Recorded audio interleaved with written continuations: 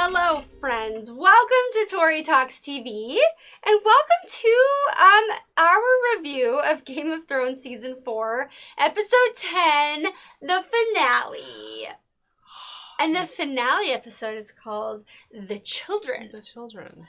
Yeah, when I saw that I was like, who? Which who children? Are the children? There are a lot of children in this show. Right, exactly. Mm-hmm. So, we start this episode with Jon and Mance Rayder negotiating, right? So he's like, Jon's like, listen, we don't got a lot of men left. Like, we need you, right? Yeah. Trying to become buddy-buddy. And he's like, Mance is like receptive to it, right? He's all about it. So, anyway. Well, he wants passage to the other side of the wall. Right. And he basically says, like, if you don't let us through, we'll kill the rest of the people at Castle Black. And so, that's kind of where they're at. Right. And then all of a sudden, Stannis arrives. And in formation. Did you see how they arrive? Yeah. And Mance is like, is that your people? And he's like, dude, I don't have that many Jon's people. like, I don't know what you're talking about. I just told you, we're running out. Yeah. We're short on men. Yeah. So Stannis arrives and they keep him prisoner. And Jon advises Stannis to burn the bodies. Because they did kill a lot of people. Well, the dead people, do they turn into White Walkers? Well, that's what will happen. So he's like, you need to burn them. Because we've got experience now with that. So that happened. And Stannis believes. Yeah, I know. He's one of the few people outside of the North who does believe. Because Melisandre believes. Right. Well, Jon's like, my dad is Ned Stark, who believed that you were the true heir to the throne. Yes. So he's like, okay. Yes. We're cool. We're in good. Yeah. Yes. Yeah. Thank goodness. Yeah. So then, back at King's Landing, Cersei is trying desperately to save the mountain. And they're doing some weird voodoo, like Frankenstein stuff. Yeah. The Meister is doing some to bring him back. Yeah. Yeah. She really needs him, apparently. She wants him because, he's been good to her. Yeah, and the guy's like, hey, I can bring him back, but he's not going to be the same. And she's like, is he going to be any weaker? As long as he's not weaker. No. She's like, fine, do it. As long as he's not weaker, yeah. So then Cersei's like fighting with her dad about like the marriage to Loras. And she's like threatening basically to tell the truth about her and Jaime. Yeah. If he makes her marry Loras. Yeah, that they've had an incestuous relationship and that all of the children are theirs. Yes. And Tywin's like, no, he's totally in denial. Yeah, exactly, yeah. Oh but then Cersei like tells Jaime like, I told Dad about us, our love. And he's like, okay. And then they like embrace and they do their thing. Get it on, and we're like, I guess I'm like kind of happy for Jaime. Okay. I was like, oh good, Jaime. I guess so. Because Jaime was rejected before by her. That's true. So she's coming back around. So it's she's loving him again. Yeah. Again, my moral compass was really like she's all turned around here. Yeah. I don't know who I am anymore after watching all this. I know. I question everything. Yes. Okay, so let's talk about Dany. Yes. So she's over there still seeing people. Supplicants. Yes, her supplicants. So this man brings this like, we don't know what it is. He's just like cradling in a cloth. Something we have no idea about. And then all of a sudden he reveals this like burnt body of like what I can only describe as like a toddler. Yeah. And then he's like, yeah, this is my 3-year-old who was burnt by your dragon. Yes. Drogon. Who's named after Khal Drogo. Yes. Her husband, yeah. So she's like, wow, my kids are out of control. Yeah. The children. Her children. The children. So she's got to chain them up. Yeah. So she goes in and, she only has 2 of the 3 because Drogon is missing. Right. So she goes to her 2 left, the 2 that are left, and she chains them up and it like hurts her heart. She's like, tears are falling down her face. She feels bad, but she had to. And that was the right thing to do. No, honestly. She's a good mom. She is a good mom. Yes. Yeah, so let's go back to Castle Black. Bodies are being burned. Yes. Jon offers to let Red. We call him Red. Yes, that's the wildling. Yes. Say some words for the dead. Yes. So he says, the dead can't hear us. Yes. He's very rational being. As a matter of fact, they actually can't hear us, so I'm not going to say anything. Yeah, so then he tells Jon that Ygritte loved him, and he's like, oh, she told you that? Yeah. And he's like, no. And he knows that he's like in love with Egret, and he asks John to burn her body, but in the north. In the north. That's how sweet. That's where she would want to be. Yeah, and he's like, no, she never said that, but like how much she was trying to convince us that she wanted to kill you, like we knew. Yeah. Oh. And then he burns her. We see her. She's looking pretty fresh. I know, like, wow, it's really beautiful. It's the cold. Preserves them. Yes. Exactly. I was like, wow, she looks good for dead. Yeah, exactly. That's pretty. Hey, let's check in with his little brother, Bran. Oh, Bran. What's going on with Bran? Yeah, so Bran, so they finally arrive.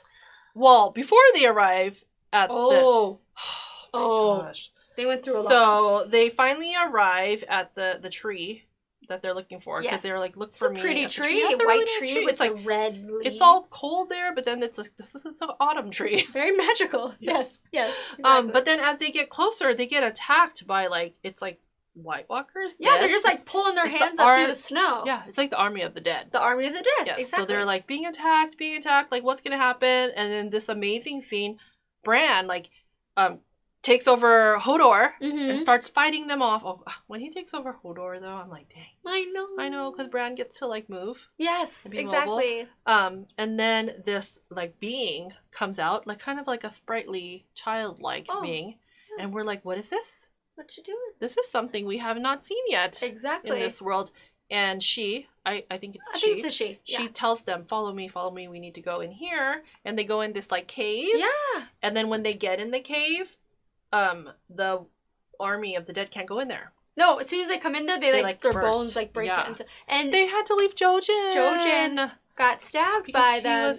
And his sister and everybody, they had to leave him behind. She like put him out of his misery before she went in. That was really sad. That was so sad. But then they're like, who are these like cute little pixie fairy looking people? So she says to them like they've been around since like before the first men. Yeah. So that's a long time. Even though the first men did nickname them. Yes. The children.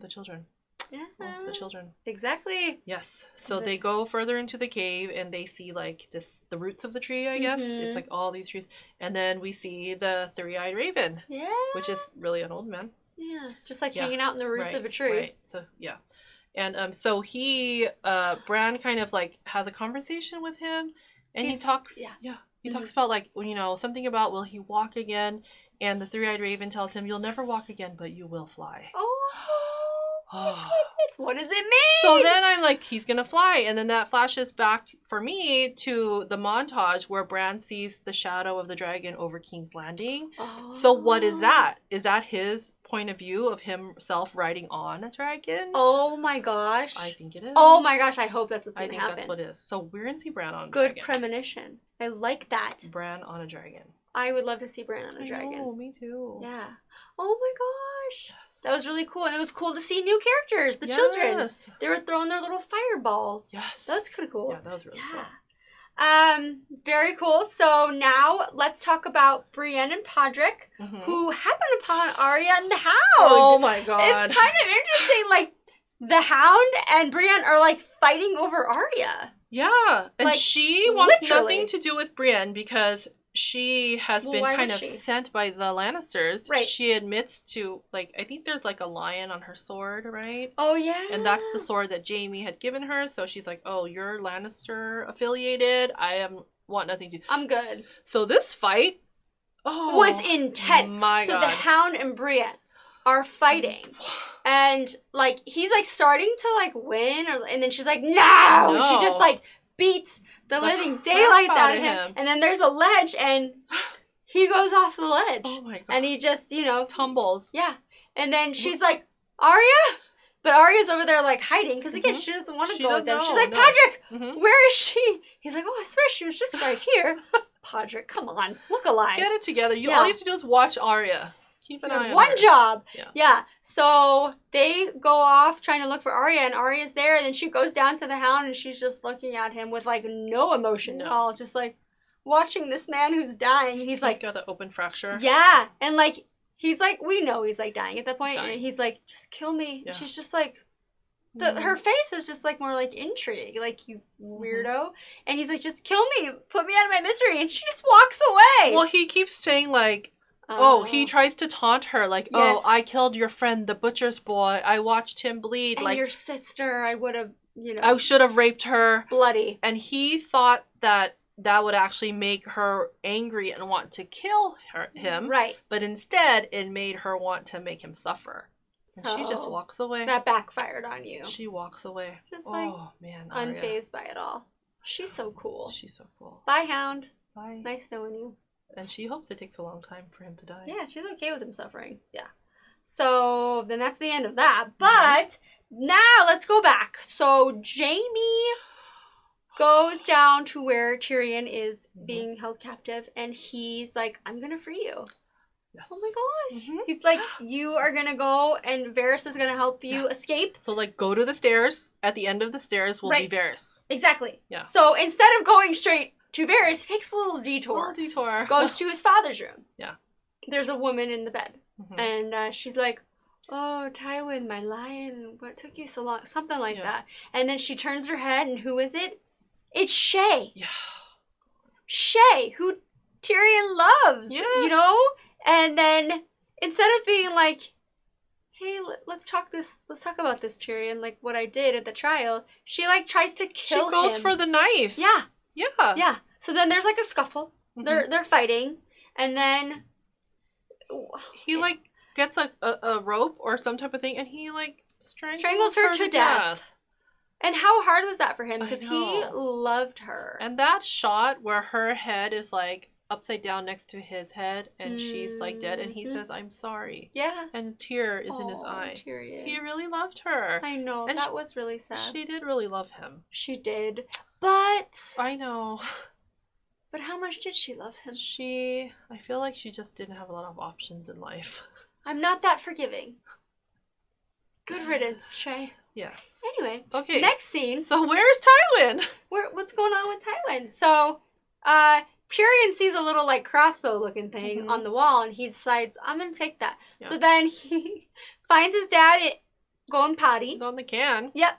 And he holds up his little crossbow, and he's like, what's up, Dad? Looking a little vulnerable over there. And Dad's like, oh wait, hold on, let me put my pants on and we'll go talk. Yeah, right. No, I don't have time for that, Dad. Stay seated, Daddy. Yeah, exactly. And he like... Yeah. He tells him, like, Tywin mentions, like, the whore. Oh. And so Tyrion's still like, you watch yourself, Dad. Like, say whore one more time and I will kill you. So they talk a little bit more. And then Tywin calls her a whore again. One more time. Well, I warned you, Dad. Guess what? He didn't even hesitate. No. Boom. Without hesitation, kills his dad. While he's on the toilet. On the toilet. That's awesome. What a way to go. What a way to go. Yeah. Thanks again, Game of Thrones. I know. Totally unexpected. That was pretty cool. We did not know that was it. I can only imagine. You know that big book where they write, like, the history? Like, remember Jaime's page is blank because there's more. I can just imagine Tywin's, like he seeing the end of his story, like, and then I got shot on the toilet. By my son. By my dwarf son, who I wish I had killed. So in a matter of 5 minutes, Tyrion took out Shay and Tywin. Yeah. He's getting stuff done. He is. He did. So then he goes to the stairs and Varys meets him. Yeah. So I'm glad Varys waited that out. And Varys packs him up in like a crate, like as cargo. Yes. Strange cargo, I like to call it. And he puts him on a boat, a ship. And then Varys is kind of like walking away, like, okay, I've like saved my friend. I did what I was supposed to do, right? And then he kind of walks away, and then you see him kind of like look up. And then like there's a cut, and then we see like the crate and somebody's legs, and then as the camera pans up, Varys is sitting next to the crate. He went with him. Oh, Varys. Where are you guys going? Why'd you do that? Let's go. What's going on? Yeah. Oh my gosh, I'm so happy that they're going to be together. I know. They should be together. Yes. They're a very cool partnership. Yes. Very cool dynamic. Yeah. So then last we see Arya, who's on her own now. Yes. And she sees people are about ready to go on like a little trip on a ship. And she finds this guy and she's like, I need to speak to the captain. He's like, yeah, I'm the captain. She's like, yeah, I need to go with you. I don't need like my own little room. Like, I just need to go on the ship. I need to go north. And he's like, well, we're heading to Bravos. So she takes out her little like iron coin. Yes. And he's like, and then she's like, Valar Morghulis. She knew to say it because she was told to say it. And he's like, whatever you want, you will have your own room. Let's do this. Yeah. Yes. So. And she's like on the ship and there's like wind in her hair and she's like so happy. Proud of herself. Yeah. She like, got herself there on her own. Yeah. I mean, the hound helped a little bit, but then she was like, I don't need you. And it was really cool. The background music. Yeah. Just kind of like tied it all together. Yeah. It was like a choir, like humming the theme song. It was really beautiful. It was a really powerful ending to season 4 of Game of Thrones. Really fun ride, this one. It was. Yeah. It was. Hey, everybody. Thank you so much for hanging out with us while we do these reviews. And also, don't miss our next review, which will be of season 5. We cannot wait. We will see you then. Bye-bye, everybody. Bye.